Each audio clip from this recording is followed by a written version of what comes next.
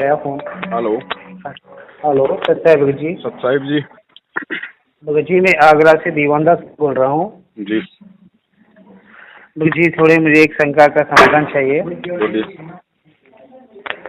भगत जी मुझे दरअसल एक ज्वेलरी मिली थी हाँ? कान, एक मुझे ज्वेलरी मिली थी जो कान का बूंदा था। अच्छा हाँ करीबन होगा एक तोले का अच्छा। ले थे। हाँ मैं उस समय बहुत पीड़ित था, परमात्मा से अरदास लगाई थी। तो उस दिन जैसे शाम को मैंने अरदास लगाई परमात्मा से, मैं बहुत बिगड़ रो रहा था। मैं बहुत, मेरे भाई की हालत खराब थी, तो ऐसी तबीयत बहुत ही ज़्यादा उनकी खराब थी। तो मैंने अरदास लगाई तो मुझे सुबह ही करीबन मुझे 4,000 रुपये मुझे मिले थे। तो भगत जी मैंने उसमें से कुछ अपने भाई का दवा ववा करा लिया, मतलब दवा में खर्च हो गया और घर खर्चे में कुछ खर्च हो गए। पैसे कहाँ से मिले थे? जी मुझे वो रास्ते पे ही मिले थे, रोड पे। अच्छा फिर? तो उसके बाद में मुझे उससे पहले एक मुझे बूंदा भी मिला था, जो कान का एक बूंदा था 1 तोले का, वो भी मिला था। हाँ वो मेरे पास में अब भी है, रखा हुआ है मैंने। नहीं तो वो कहीं बेकार कुछ भी नहीं किया, क्योंकि मुझे लग रहा था कि शायद किसी का हो, शायद कोई आ जाए। मैंने हालांकि सबको बता दिया मैंने कि मुझे ये मिला है, तो मैंने किसी का हो तो वो ले जाए। तो हाँ तो भगत जी यही बात, ये बात जाके नहीं है वहाँ हमारे जो नाम केंद्र नाम स्थल है, जो वहाँ किसी ने जाके नहीं बोल दिया कि ऐसे से उस भगत को ऐसे से वो मिला है हुआ। तो भगत जी वो, तो हम गए वहाँ पे, तो हमें बहुत डांटा फटकारा। वो बोला था ये तुम बहुत गलत कर रहे हो, ये तुम्हारा स्वार्थ गलत है। तुम्हें ये सारा बूंदा भी और ये जो तुम्हें पैसे मिले हैं वो पैसे भी तुम्हें ना उसमें दान पेटी में डालना चाहिए। और इससे तो तुम अपना नाम खंड कर रहे हो। तो भगत जी मेरा नाम खंड हो गया इस वजह से। नहीं हुआ ना? नहीं। हाँ तो वो लोग बोल भी रहे थे, कह रहे कि तुम उन भक्तों में से हो जो कि तुम नाम केंद्र में बैठाने लायक नहीं हो, योग्य ही नहीं हो, जो कि तुमने वो तुम्हें जो सारी चीजें मिली थी वो तुमने खुद ही पहुँचा ली, तुमने खुद ही अपने पास में रख लिया। ये दान पेटी में डालना चाहिए आपको। तो भाई जी मैं यही जानना चाहता था मैं आपसे, हमें कुछ और बताइएगा। जितने पैसे आपने यूज में लिए हैं, जब गुरुजी आए तो गुरुजी के हाथों में दे देना। अच्छा बस। अच्छा और भगत जी एक और बात, जो मेरा भाई बहुत ज्यादा बीमार था, बीमार हो गया था। हाँ ऐसी पोजीशन हो गई थी जब मरने की कगार पे आ गया। तो मुझे लगा कि शायद हो सकता है, वैसे हमारे अनुभव से तो इनका नाम खंड हुआ नहीं है, मगर फिर भी हो गया होगा। तो चलो हम नाम सच जाते हैं, प्रार्थना लगाते हैं परमात्मा से। तो हम वहाँ भी गए, तो भगत जी ने हम वापस कर दिया, मगर कैसे कोई नाम खंड नहीं होगा, तुम बार बार नाम खंड कर लेते हो। तो भगत जी हमें बार बार वो डिलीट कर देते हैं। और वो वहाँ जैसे फिर हमने घर ही बैठ के नहीं है परमात्मा से प्रार्थना लगाई, ठीक है मालिक, अगर जैसे कोई हमारे जाने अनजाने में अगर कोई भूल भी हुई हो तो हमें माफ करो और मेरे भाई को ठीक करो। तो मालिक की दया से वो उसी दिन से, उसी क्षण से ही मेरा भाई को ठीक हो गया, बिगड़ डॉक्टर ना है किसी से दवा ली हुए जी, मेरा भाई ठीक हो गया। ठीक हो गया। तो भगत जी अब कभी कभी तो मुझे ये भी कभी कभी हम कहते हैं कि बोलते हैं, कह रहे हैं कि तुम पवन दास से तुम कांटेक्ट में रहते हो और तुम पवन दास की वीडियोज देखते हो, वो तो गुरुद्रोही है। तो शायद हो सकता है मुझसे इस वजह से नफरत करते हो वो लोग। करने दो, इससे क्या फर्क पड़ेगा? आप भक्ति सही कर रहे हो तो शायद दुनिया नफरत करो, आपको क्या मतलब है भाई? हाँ जी भाई जी। आप अगर भक्ति कर रहे हो तो दुनिया क्या, पूरा संसार आपसे नफरत करे, उससे क्या फर्क पड़ेगा? आज गुरुजी को पूरा हरियाणा देशद्रोही कह रहा है, तो आपको फर्क पड़ रहा है? ना भगत जी हमें तो कोई फर्क नहीं पड़ रहा। फिर आप उन लोगों को कैसे फर्क पड़ेगा जो आपको जानते हैं, जो आपको पहचानते हैं?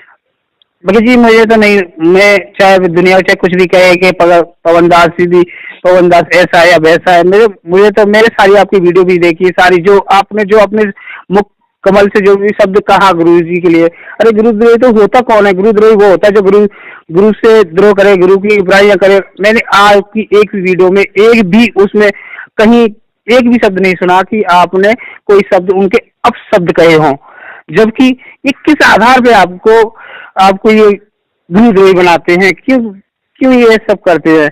संगत में दंगे हो रहे हैं ना, संगत हाँ, में दान का, पाठ का, ज्योति का पैसा देना छोड़ दिया, इनकी अय्यासियां कम हो गई भाई, इनका पाखंड खत्म होता जा रहा है, डर हाँ, तो होगा ही।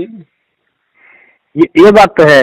मैं जानता हूँ, मेरी आत्मा कहती है भगत जी, आप कहीं भी एक रत्ती भर आपकी भक्ति में, आपकी श्रद्धा में कहीं भी कोई डिफेक्ट नहीं है, मगर ये किस आधार पे आपको इसे, क्योंकि पवनदास इसलिए गुनहगार है कि मतलब वो आप सारे संसार के सामने तुम लोग सच्चे रख रहे हैं, इस वजह से गुनहगार है क्या?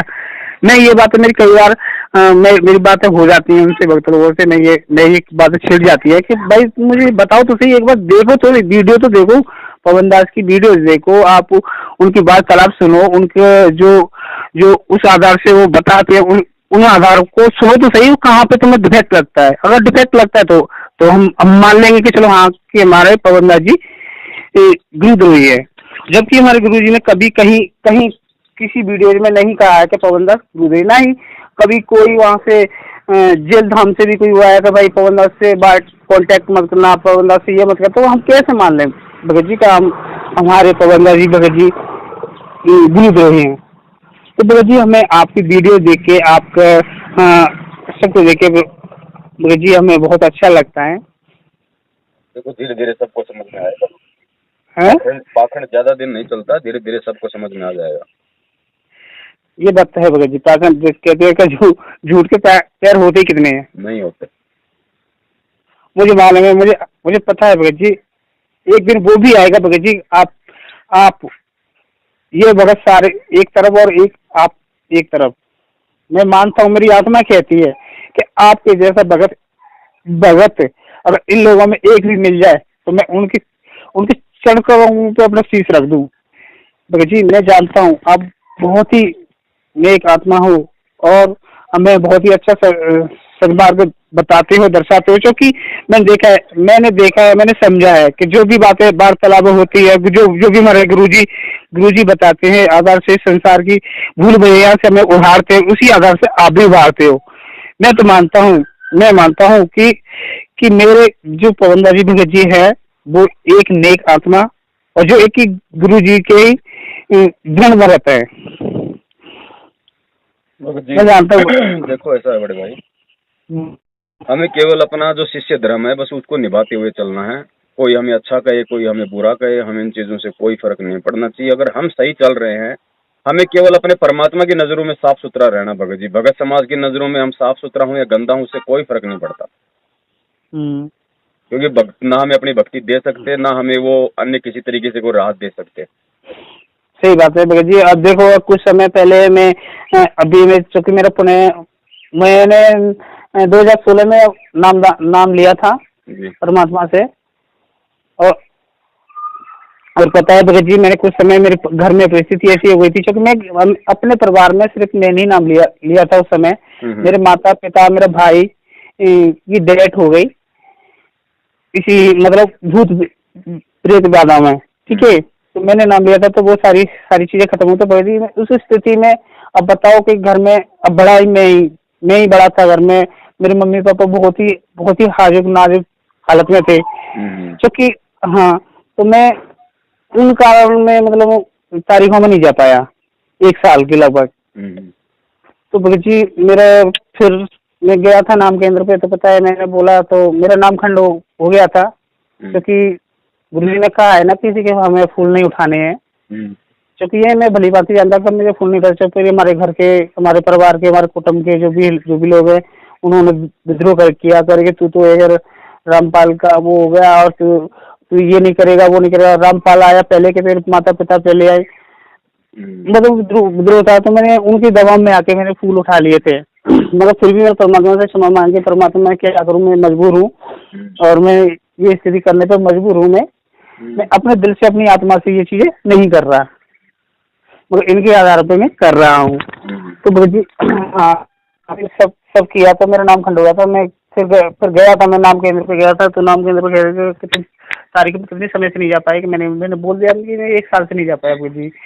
भगत जी फोन आ रहा है ना थोड़ा सा ना एक भाई का, फिर वो दोबारा फिर वो मुश्किल ही कर पाएगा वो, मैं एक बार उससे कर लूँ बात। ठीक है भगत जी। हाँ सच है। भाई जो गुरु बचन पे डट गे रकट गे फंद 84 के। भाई जो गुरु बचन पे डट गे रकट गे फंद 84 के।